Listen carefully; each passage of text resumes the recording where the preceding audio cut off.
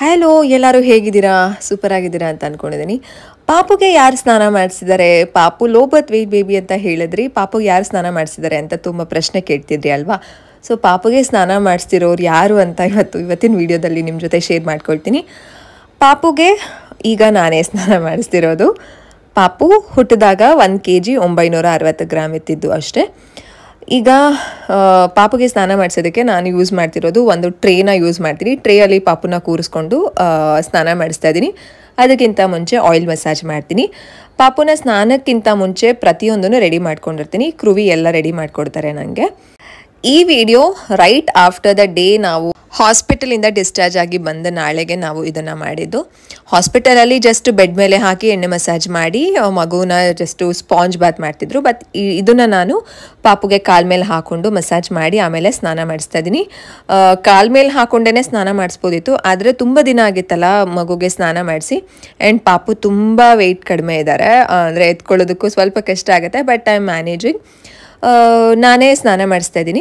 ಯಾಕೆ ಟಬ್ಬಲ್ ಮಾಡಿಸಿದ್ದೀನಿ ಅಂತಂದರೆ 1-2 ದಿನ ಅಭ್ಯಾಸ ಆಗಲಿ ಅಂತ ಅಂದ್ಬಿಟ್ಟು 3 to 4 days ನಾನು ಇದೇ ರೀತಿ ಅಭ್ಯಾಸ ಮಾಡಿಕೊಂಡೆ. ಅದಾದಮೇಲೆ ಕಾನ್ಫಿಡೆನ್ಸ್ ಬಂದಮೇಲೆ ನಾನು ಡಕ್ಕಿ ರೂಮ್ಗೆ ಅಂತಂದರೆ ಬಾತ್ರೂಮಲ್ಲಿ ಮಗುಗೆ ಸ್ನಾನ ಮಾಡಿಸಿದ್ದು. ತುಂಬ ಕಷ್ಟ ಆಯಿತಾ ಅಂತಂದರೆ ನಿಜವಾಗ್ಲೂ ಇಲ್ಲ, ಏನೂ ಇಲ್ಲ. ಒಂದು 5 ನಿಮಿಷ 10 ನಿಮಿಷ ಅಭ್ಯಾಸ ಆದಮೇಲೆ ನನಗೆ ಈಸಿ ಅನ್ನಿಸ್ತು. ನಾನು ಯೂಸ್ ಮಾಡ್ತಿರೋ ಎಣ್ಣೆ ಹಾಸ್ಪಿಟಲಲ್ಲೇ ಕೊಟ್ಟಿರೋದು. ಇದು ಬಲಶ್ವಾದಿ ಗಂಧ ಆಯಿಲ್ ಅಂತ. ಮಗು ಮೂಳೆ ಡೆವಲಪ್ಮೆಂಟು ಆ್ಯಂಡ್ ಮಗು ವೆಯ್ಟ್ಗೂ ಸಹ ತುಂಬ ಚೆನ್ನಾಗಿ ಇದು ಹೆಲ್ಪ್ ಆಗುತ್ತೆ. ಅದಿತಿಗೂ ಸಹ ನಾವು ಇದನ್ನು ಯೂಸ್ ಮಾಡಿದ್ವಿ. ಸೊ ಈ ರೀತಿ ಒಂದು 10-15 ನಿಮಿಷ ಪಾಪುಗೆ ಎಣ್ಣೆ ಮಸಾಜ್ ಮಾಡ್ತೀನಿ. ಪಾಪು ಅವಾಗ ಜಸ್ಟ್ 4 days ಬೇಬಿ ಆಗಿರೋದ್ರಿಂದ, ಗುರುವಾರ ಹುಟ್ಟಿದ್ದು ಅಂತಂದರೆ ಮಂಡೇಗೆ 4 days ಬೇಬಿ. ತುಂಬ ಸ್ಕಿನ್ ಪೀಲ್ ಆಗ್ತಿತ್ತು. ತುಂಬ ಮಕ್ಕಳಿಗೆ ಆ ಇನಿಷಿಯಲ್ ಡೇಸಲ್ಲಿ ಸ್ಕಿನ್ ಪೀಲ್ ಆಗ್ತಾ ಇರುತ್ತೆ ಅಲ್ಲ, ಸೊ ಆ ಡೇಸ್ ಇದು. ತುಂಬ ಪುಟ್ಟದಿದ್ರು. ನನಗಂತೂ ಒಂಥರ ಖುಷಿ. ಪುಟ್ಟು ಮಗು, ನಾನು ಎಕ್ಸ್ಪೆಕ್ಟೇ ಮಾಡಿರಲಿಲ್ಲ ನಾನು ಈ ರೀತಿ ಪುಟ್ಟು ಮಗುಗೆ ಸ್ನಾನ ಮಾಡಿಸ್ತೀನಿ ಅಂತ. ಆ್ಯಂಡ್ ಲೋ ಬರ್ತ್ ವೆಯ್ಟ್ ಆಗಿರೋದ್ರಿಂದ ಸ್ವಲ್ಪ ತುಂಬ ಕೇರ್ಫುಲ್ಲಾಗೆ ಮಾಡಿಸ್ಬೇಕಾಗತ್ತೆ. ಕಾಲು ಸಂದಿ ತೂರೋಗೋಂಥ ಚಾನ್ಸಸ್ ಇರುತ್ತೆ ಪಾಪು ವೆಯ್ಟ್ ಕಡಿಮೆ ಇದ್ದಾಗ. ಆ್ಯಂಡ್ ಡಿಸ್ಚಾರ್ಜ್ ಆದಾಗ ಪಾಪು 1 kg 800 ಗ್ರಾಮ್ ಅಷ್ಟೇ ಆಗಿದ್ದು. ಒಂದು 160 ಗ್ರಾಮ್ ಏನೋ ಹುಟ್ಟಿದ ವೆಯ್ಟ್ಗೂ ಕಡಿಮೆ ಆಗಿದ್ರು. ಈ ರೀತಿ ಕಾಲ ಮೇಲೆ ಹಾಕ್ಕೊಂಡು ಮಸಾಜ್ ಮಾಡ್ತಾಯಿದ್ದೀನಿ. ತಲೆಗೆ ಮಾಡಿಸಿಲ್ಲ ಇನ್ನೂ ಅಂತಂದರೆ. ನಾನು ತಲೆಗೆ ಮಾಡಿಸಿದ್ದು ನಾನು ತಲೆಗೆ ಮಾಡಿಸಿದ್ದು 1 ವಾರಕ್ಕೆ ತಲೆಗೆ ಮಾಡಿಸ್ದೆ. ಡಕ್ಕಿ ರೂಮಿಗೆ ಕರ್ಕೊಂಡು ಹೋಗ್ಬಿಟ್ಟು ಅಲ್ಲಿವರೆಗೂ ಈ ರೀತಿ ಕಾಲ ಮೇಲೆ ಹಾಕ್ಕೊಂಡು ಎಣ್ಣೆ ಮಸಾಜ್ ಮಾಡಿ ಸ್ನಾನ ಮಾಡಿಸಿದ್ದು.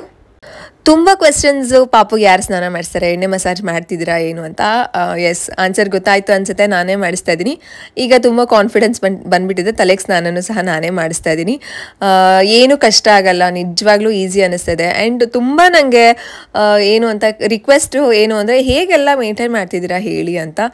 ನಂಗೆ ನಿಜವಾಗ್ಲೂ ಕಷ್ಟ ಅಂತ ಅನ್ನಿಸಿಲ್ಲ. ನೈಟ್ ಟೈಮ್ ಒಂದು ಸ್ವಲ್ಪ ಕಷ್ಟ ಆಗ್ತಿದೆ. ನೈಟ್ ಟೈಮ್ ಅಂತಂದರೆ ಅರೌಂಡ್ ಒಂದು 8 o'clock ಇಂದ 10 o'clock ಇಬ್ಬರೂ ಮಲಗಿಸೋದಕ್ಕೆ ಒಂದು ಸ್ವಲ್ಪ ಕಷ್ಟ ಆಗ್ತಿದೆ. ಯಾಕಂತಂದರೆ ಇಬ್ಬರದ್ದು ಸ್ಲೀಪಿಂಗ್ ಟೈಮ್ ಒಂದೇ ಆಗಿರೋದ್ರಿಂದ ಕ್ರುವಿ ಅವಾಗ ಹೊರಗಡೆ ಹೋಗಿರ್ತಾರೆ ನಮಗೆ ಊಟ ಕೊಟ್ಬಿಟ್ಟು ಅವ್ರದ್ದು ಕೆಲಸ ಅಂತಂದರೆ. ಈಗ ನಾವು ಹೊಸ ಬಿಸ್ನೆಸ್ ಶುರು ಮಾಡೋದಕ್ಕೆ ಸ್ಟಾರ್ಟ್ ಮಾಡ್ತಾ ಇದ್ದೀವಿ. ಸೊ ಆ ಓಡಾಟದಲ್ಲಿ ನಮಗೆ ಊಟದ ಟೈಮು ಕಾಫಿ ಟೈಮಿಗೆ ಮಾತ್ರ ಮನೆಗೆ ಬಂದುಬಿಟ್ಟು ಇನ್ನು ಮಿಕ್ಕಿದ ಟೈಮಲ್ಲಿ ಹೊರಗಡೆ ಹೋಗ್ತಾರೆ ಅವ್ರ ಒಂದು ಬಿಸ್ನೆಸ್ ಪರ್ಪಸ್ಗೆ.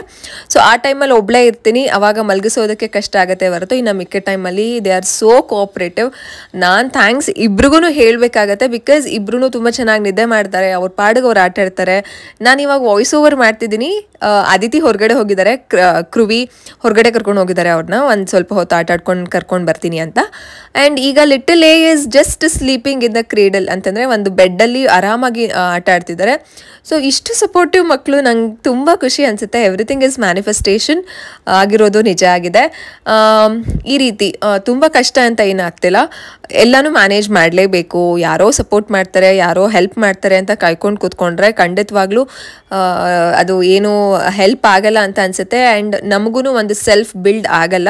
ನಮಗೆ ಸೆಲ್ಫ್ ಕಾನ್ಫಿಡೆನ್ಸ್ ಬರಬೇಕು, ಸೆಲ್ಫ್ ರೆಸಿಲಿಯನ್ಸ್ ನಾವು ಡೆವಲಪ್ ಆಗಬೇಕು ಅಂತಂದರೆ ನಾವು ಸ್ಟ್ರಾಂಗ್ ಅಂತ ಅಂದ್ಕೊಂಡು ಪ್ರತಿಯೊಂದನ್ನು ಮಾಡ್ಕೊತಾ ಹೋಗಬೇಕು.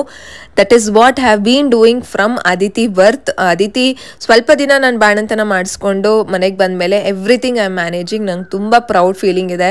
ಯಾವತ್ತೂ ಯಾರಪ್ಪ ಮಾಡ್ತಾರೆ, ಯಾಕಪ್ಪ ನಾನು ಎಲ್ಲ ಮಾಡಬೇಕು, ಎಲ್ಲರಿಗೂ ಸಪೋರ್ಟ್ ಇದೆ, ನನಗೆ ಯಾಕೆ ಸಪೋರ್ಟ್ ಇಲ್ಲ ಅಂತ ನಾನು ಕ್ರಿಬ್ ಮಾಡಿದ ದಿನಗಳೇ ಇಲ್ಲ. ಈ ರೀತಿ ಕತ್ತಿಗೆ ಮತ್ತು ಬೆನ್ನಿಗೆ ಸೊಂಟಕ್ಕೆ ತುಂಬ ಚೆನ್ನಾಗಿ ಮಸಾಜ್ ಮಾಡೋದ್ರಿಂದ ಮಗು ವೆಯ್ಟ್ ಗೇನ್ಗೆ ಸಹಕಾರಿಯಾಗುತ್ತೆ ಆ್ಯಂಡ್ ಆಲ್ಸೋ ಅವ್ರಿಗೆ ತುಂಬ ಬಾಡಿ ಪೇಯ್ನ್ ಆಗ್ತಾ ಇರುತ್ತೆ. ಸೊ ಅದರಿಂದನೂ ಸಹ ರಿಲೀಫ್ ಆಗುತ್ತೆ, ಆ ಬಾಡಿ ಪೇಯ್ನ್ ರಿಲೀಫ್ ಆಗಿ ಅದರಿಂದ ಮಕ್ಕಳು ತುಂಬ ಚೆನ್ನಾಗಿ ನಿದ್ದೆ ಮಾಡ್ತಾರೆ. Little A sleeping through out the night, ಆರಾಮಾಗಿ ನಿದ್ದೆ ಮಾಡ್ತಾರೆ, ಬೆಳಗ್ಗೆ ಹೊತ್ತು ಆರಾಮಾಗಿ ನಿದ್ದೆ ಮಾಡ್ತಾರೆ. ಫೀಡಿಂಗಿಗೆ ಮಾತ್ರ ಎಬ್ಸಿ ಫೀಡಿಂಗ್ ಮಾಡಿಸಿ ನಾನು ನಿದ್ದೆ ಮಾಡಿಸಿದ್ದೀನಿ. ಈಗ ಒಂದು 15 ಡೇಸ್ ಆದಮೇಲೆ ಅವರ ಒಂದು ನಿದ್ದೆ ಸ್ವಲ್ಪ ಕಡಿಮೆ ಆಗಿದೆ, ಆಟ ಜಾಸ್ತಿ ಆಗಿದೆ, ಅದನ್ನು ಎಂಜಾಯ್ ಮಾಡ್ತಾ ಇದ್ದೀವಿ ನಾನು ಅದಿತಿ. ಈ ರೀತಿ ಕಾಲನ್ನೆಲ್ಲ ಕಂಪ್ಲೀಟಾಗಿ ಮಸಾಜ್ ಮಾಡಿ, ಕಂಪ್ಲೀಟ್ ಬಾಡಿ ಮಸಾಜ್ ಈ ರೀತಿ ಮಾಡ್ತೀನಿ. ಈಗ ಸದ್ಯಕ್ಕೆ ವೀಕ್ಲಿ ಟ್ವೈಸ್ ನಾನು ಪಾಪುಗೆ ತಲೆಗೆ ಸ್ನಾನ ಮಾಡಿಸ್ತಾ ಇದ್ದೀನಿ. ನೆಕ್ಸ್ಟ್ ವೀಕಿಂದ 3 ಸಲ ಮಾಡೋಣ ಅಂತ ಅಂದ್ಕೊಂಡಿದ್ದೀನಿ. ಅಂತಂದರೆ ಈ ಇವತ್ತು ಮಂಡೇ ಅಲ್ವಾ, ಸೊ ಮಂಡೇ, ವೆಡ್ನೆಸ್ಡೇ ಆ್ಯಂಡ್ ಒಂದು ಫ್ರೈಡೇ ಮಾಡಿಸೋಣ ಅಂತ ಪ್ಲ್ಯಾನ್ ಮಾಡ್ತಾ ಇದ್ದೀನಿ. ಇನ್ನು ಮಿಕ್ಕಿದ ದಿನ ಎಲ್ಲ ಪ್ರತಿದಿನ ಆಯಿಲ್ ಮಸಾಜ್ ಮಾಡಿ ಜಸ್ಟು ಮೈಗೆ ಮಾತ್ರ ಸ್ನಾನ ಮಾಡಿಸ್ತೀನಿ. ತಲೆಗೆ ಸ್ನಾನ ಮಾಡಿಸಿದ ದಿನ ಬೇರೆ ಪ್ರೊಸೀಜರ್ ಇರುತ್ತೆ ಮಕ್ಕಳಿಗೆ, ಮೈಗೆ ಸ್ನಾನ ಮಾಡಿಸಿದ ದಿನ ಬೇರೆ ಪ್ರೊಸೀಜರ್ ಇರುತ್ತೆ. ಮೈಗೆ ಸ್ನಾನ ಮಾಡಿಸಿದ ದಿನ ಜಸ್ಟ್ ಸಿಂಪಲ್ ಆಗಿ ನಾವು ಸ್ನಾನ ಮಾಡಿಸ್ಬಿಡ್ಬೋದು ಸೋಪಲ್ಲಿ. ಆದರೆ ತಲೆಗೆ ಮಾಡಿಸಿದ ದಿನ ಕಡಲೆ ಹಿಟ್ಟೆಲ್ಲ ಹಾಕಬೇಕು ಅಂತ ಅನ್ಕೊತಾ ಇದ್ದೀನಿ. ಇನ್ನೂ ಕಡಲೆ ಹಿಟ್ಟು ಸ್ಟಾರ್ಟ್ ಮಾಡಿಲ್ಲ, 1 ತಿಂಗಳಿಂದ ಮಾಡಿಸ್ತೀನಿ. ನೋಡಿ ಇನ್ನೊಬ್ರು ಮಸಾಜರ್ ಬಂದಿದ್ದಾರೆ, ದಟ್ ಈಸ್ ಅದಿತಿ. ನಾನು ಏನು ಮಾಡ್ತೀನೋ ಅದನ್ನು ಅವ್ರು ಮಾಡಬೇಕು. ಲಾಸ್ಟಲ್ಲಿ ನೀವು ಈ ರೀತಿ ಕೈಗೆ ಕಾಲ್ಗೆ ಹಾಕ್ಬೋದು ಅಂತ ಅದಿತಿಗೆ ಹೇಳಿ ಸಮಾಧಾನ ಮಾಡ್ತೀವಿ. ತುಂಬ ಕ್ಯೂರಿಯಾಸಿಟಿ ಇದೆ ಅದಿತಿಗೆ, ದಟ್ ನಾನು ಮಾಡಿಸ್ಬೇಕು ಎಲ್ಲನೂ ಅಂತ. ಸೊ ಎಣ್ಣೆ ಮಸಾಜ್ ಆದಮೇಲೆ ಒಂದು 10-15 ನಿಮಿಷ ಬಿಟ್ಟು ನಾನು ಪಾಪುನ ಟ್ರೇಯಲ್ಲಿ ಕೂರಿಸಿ ಈ ರೀತಿ ಸ್ನಾನ ಮಾಡಿಸ್ತೀನಿ. ಬಿಸಿನೀರನ್ನೆಲ್ಲ ತಂದಿಟ್ಕೊಂಡು ಲೋಟದಲ್ಲಿ ಹಾಕ್ತಾ ಇದ್ದೀನಿ, ಜಗ್ಗಲ್ಲಿ ಹಾಕೋದಕ್ಕಾಗಲ್ಲ ಅಲ್ಲ, ತುಂಬ ಜಾಸ್ತಿ ಬರುತ್ತೆ ನೀರು, ನನಗೂ ಕಂಟ್ರೋಲ್ ಗೊತ್ತಾಗಲ್ಲ ಎಷ್ಟು ಹಾಕ್ತೀನಿ ಅಂತ. ಸೊ ಅದಕ್ಕೋಸ್ಕರ ಫಸ್ಟ್ ಟೈಮ್ ಅಲ್ವಾ ನಾನು ಸ್ನಾನ ಮಾಡಿಸಿರೋದು, ನನಗೂ ಒಂದು ಸ್ವಲ್ಪ ಭಯ ಆಗ್ತಾಯಿತ್ತು. ಪಾಪು ಅಂತೆಲ್ಲ ಮಾತಾಡಿಸಿ ಆಮೇಲೆ ಬಿಸಿ ನೀರು ಕರೆಕ್ಟಾಗಿದೆಯಾ, ತುಂಬ ಬಿಸಿ ಇಲ್ವಾ, ಆರಾಮಾಗಿದೆಯಾ ಅಂತ ಎಲ್ಲ ನೋಡಿಕೊಂಡು ಸೋಪ್ನ ನಾನು ಟೆಡ್ ಬಾರ್ನ ಯೂಸ್ ಮಾಡ್ತಾ ಇದ್ದೀನಿ. ಅದಿತಿಗೆ ರೀಸೆಂಟಾಗಿಂದ ಟೆಡ್ ಬಾರ್ನ ಯೂಸ್ ಮಾಡ್ತಿದ್ದೀನಿ. ಸೊ ಚೆನ್ನಾಗಿದೆ, ಅದಿತಿ ಫೇಸಲ್ಲಿ ಒಂದು ಮಾಯಿಶ್ಚರೈಸೇಷನ್ ಅಂತ ಏನು ಹೇಳ್ತೀವಿ, ಮಾಯಿಸ್ಟ್ ಆಗಿರುತ್ತೆ ಯಾವಾಗಲೂ ಸೋಪ್ ಅಂತಂದರೆ ಫೇಸು. ಅದಕ್ಕೋಸ್ಕರ ಟೆಡ್ ಬಾರ್ ಪಾಪುಗೂ ಅದನ್ನೇ ಸ್ಟಾರ್ಟ್ ಮಾಡಿಬಿಡೋಣ ಅಂತ ಅಂದ್ಬಿಟ್ಟು ಟೆಡ್ ಬಾರ್ನೇ ಹಾಕ್ತಾ ಇದ್ದೀನಿ. ಚೆನ್ನಾಗಿದೆ ಸೋಪು, ನೀವು ಟ್ರೈ ಮಾಡ್ಬೋದು ಇದನ್ನು, ತುಂಬ ಚೆನ್ನಾಗಿದೆ, ಮಕ್ಳಿಗೆ ಸೂಟ್ ಆಗುತ್ತೆ. ಈ ರೀತಿ ಕಂಪ್ಲೀಟ್ ಕೈಗೆ ಕಾಲ್ಗೆ ಎಲ್ಲ ಸೋಪೆಲ್ಲ ಹಾಕಿ ಅದಾದಮೇಲೆ ಅಗೇನ್ ಲೋಟದಲ್ಲೇ ನೀರು ಹಾಕ್ಕೊಂಡು ಈ ಟ್ರೇಯಲ್ಲೇ ಸ್ವಲ್ಪ ನೀರು ಕಲೆಕ್ಟ್ ಆಗುತ್ತಲ್ಲ, ಅದಾದಮೇಲೆ ನೀರನ್ನ ಬೇರೆ ಇದಕ್ಕೆ ಹಾಕ್ಕೊಂಡು ಇನ್ನೊಂದು ಸ್ವಲ್ಪ ಹೊಸ ನೀರಲ್ಲಿ ಮಗುನ ಕಂಪ್ಲೀಟಾಗಿ ವಾಶ್ ಮಾಡೋದು. ಚೆನ್ನಾಗಿದೆ ಎಕ್ಸ್ಪೀರಿಯನ್ಸ್. ಅದಿತಿಗೂ ಈ ರೀತಿ ನಮ್ಮಮ್ಮ ಮಾಡಿದರು, ನಾನು ಲಿಟಲ್ ಹೇಗೆ ಮಾಡ್ತಾಯಿದ್ದೀನಿ. ಕ್ರೂವಿ ಅಂತೂ ಶಾಕು, ನಿಜ ನಿಂಗೆ ಆಗುತ್ತಾ, ಮಾಡೋಕ್ಕಾಗುತ್ತಾ. ಸ್ನಾನದವ್ರಿಗೆ ಹೇಳಿದ್ರು ಅವರು, ಪಾಪು ಲೋ ಬರ್ತ್ ವೆಯ್ಟ್ ಇದೆ, ತುಂಬ ವೆಯ್ಟ್ ಕಡಿಮೆ ಇದ್ದರೆ ನನಗೆ ಮಾಡೋಕ್ಕೆ ಭಯ ಅಂತ ಅಂದ್ಬಿಟ್ಟು ಮಾಡೋಕ್ಕೆ ಒಪ್ಕೊಳ್ಳಿಲ್ಲ. ಐ ವಾಸ್ ಲೈಕ್ ಓಕೆ ಪರವಾಗಿಲ್ಲ, ದೇವರು ನನಗೆ ಮಾಡಬೇಕು ಅಂತ ಇದೂ ಕೆಲಸ ಕೊಟ್ಟಿದ್ದಾನೆ ಅಂತ ಅನಿಸುತ್ತೆ, ಲೆಟ್ ಮೀ ಎಂಜಾಯ್ ಅಂತ ನಾನು ತುಂಬ ಖುಷಿಯಿಂದ ಈ ಕೆಲಸನ ಮಾಡ್ತಾಯಿದ್ದೀನಿ. ಪ್ರತಿಯೊಂದು ಕೆಲಸನೂ ಅಷ್ಟೇ, ನಾವು ಇಷ್ಟಪಟ್ಟು ಖುಷಿಪಟ್ಟು ಮಾಡಿದ್ರೆ ಆ ಕೆಲಸ ತುಂಬ ಚೆನ್ನಾಗಿ ನೆರವೇರುತ್ತೆ ಆ್ಯಂಡ್ ಆಲ್ಸೋ ನಮಗೂ ತುಂಬ ಚೆನ್ನಾಗಿ ಮನಸ್ಸಿಗೆ ಸಮಾಧಾನ ಇರುತ್ತೆ. ಈ ರೀತಿ ಕ್ರೂವಿ ಹಾಕ್ತಾಯಿದ್ರು, ನಾನು ಈ ಕಂಪ್ಲೀಟಾಗಿ ವಾಶ್ ಮಾಡ್ತಿದ್ದೆ. ಸ್ಕಿನ್ ಪೀಲ್ ಆಗ್ತಿರೋದ್ರಿಂದ ಎಷ್ಟೇ ವಾಶ್ ಮಾಡಿದ್ರೂ ಸ್ಕಿನ್ ಪೀಲ್ ಆಗ್ತಾನೆ ಇತ್ತು. ಅದು ಒಂದು ಸ್ವಲ್ಪ ಕಷ್ಟ ಅಂತ ಅನ್ನಿಸ್ತು. ಐ ಥಿಂಕ್ ಎಲ್ಲ ಮಕ್ಳುಗಳಿಗೂ ಸ್ಕಿನ್ ಪೀಲ್ ಆಗುತ್ತೆ 1 ವಾರ 2 ವಾರದಲ್ಲಿ. I think that's completely normal. ಹರಳೆಣ್ಣೆ, ಕೊಕೊನಟ್ ಆಯಿಲು, ಆಲ್ಮಂಡ್ ಆಯಿಲ್ ಎಲ್ಲ ನಾನು ಅದಿತಿಗೆ ಯೂಸ್ ಮಾಡ್ತೀನಿ ಅಲ್ವಾ. ಆ್ಯಂಡ್ ಬ್ಲ್ಯಾಕ್ ಸಿಸೇಮ್ ಆಯಿಲ್, ಎಳ್ಳೆಣ್ಣೆ ಅಂತ ಏನು ಹೇಳ್ತೀವಿ, ಅದನ್ನು ಸಹ ನಾನು ಸ್ವಲ್ಪ ದಿನ ಆದಮೇಲೆ ಹಾಕ್ತೀನಿ. ಯಾಕಂತಂದರೆ ವೆಯ್ಟ್ ಗೇನ್ ಆಗಲಿ ಅಂತಂದರೆ ಪಾಪು ಆಲ್ರೆಡಿ 2.25 kg ಆಗಿದೆ. ಹುಟ್ಟಿದಾಗ 1960, ಈಗ 2.25 kg ಆಗಿದೆ. ನೆಕ್ಸ್ಟು ಈ ಗುರುವಾರಕ್ಕೆ ಚೆಕ್ ಮಾಡಬೇಕು 3 ವಾರಕ್ಕೆ ಎಷ್ಟು ವೆಯ್ಟ್ ಗೇನ್ ಆಗಿರುತ್ತೆ ಅಂತ. ಸೊ 2.5 kg ಆದಮೇಲೆ ಬೇರೆ ಎಣ್ಣೆಗಳನ್ನೂ ಎಲ್ಲನೂ ಸ್ಟಾರ್ಟ್ ಮಾಡೋಣ, ದಿನಾಗಲೂ ಒಂದೊಂದು ಎಣ್ಣೆ ಅಂತ ಆ ರೀತಿ ಪ್ಲ್ಯಾನ್ ಮಾಡ್ತಾ ಇದ್ದೀನಿ.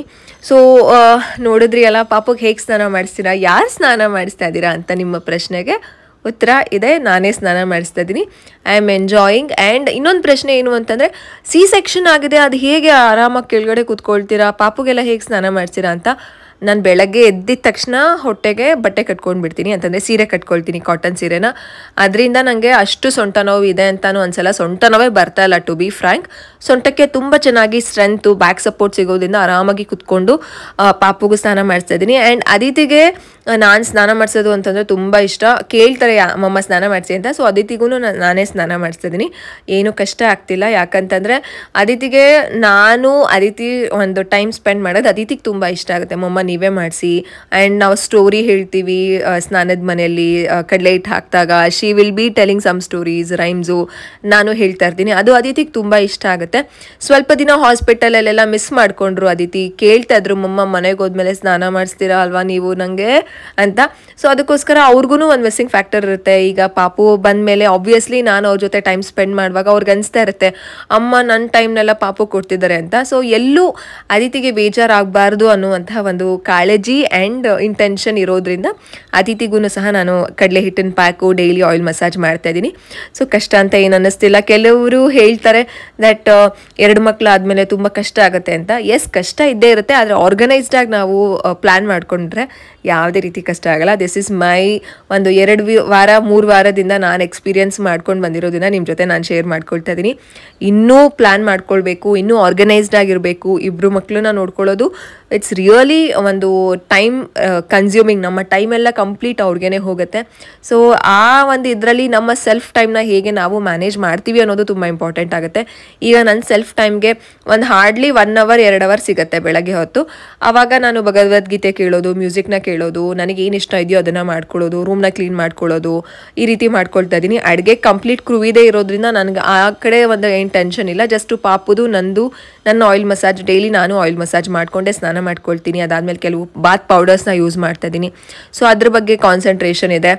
ಆ್ಯಂಡ್ ಮಕ್ಕಳ ಬಗ್ಗೆ ಕಾನ್ಸಂಟ್ರೇಷನ್ ಇಷ್ಟೇ ನಡೀತಾ ಇದೆ. ಸೊ ಇದು ಇವತ್ತಿನ ಒಂದು ವಿಡಿಯೋದಲ್ಲಿ ನಾನು ನಿಮ್ಮ ಜೊತೆ ಶೇರ್ ಮಾಡ್ಕೊಂಡಿದ್ದು ಪಾಪುಗೆ ಹೇಗೆ ಸ್ನಾನ ಮಾಡಿಸ್ತೀವಿ.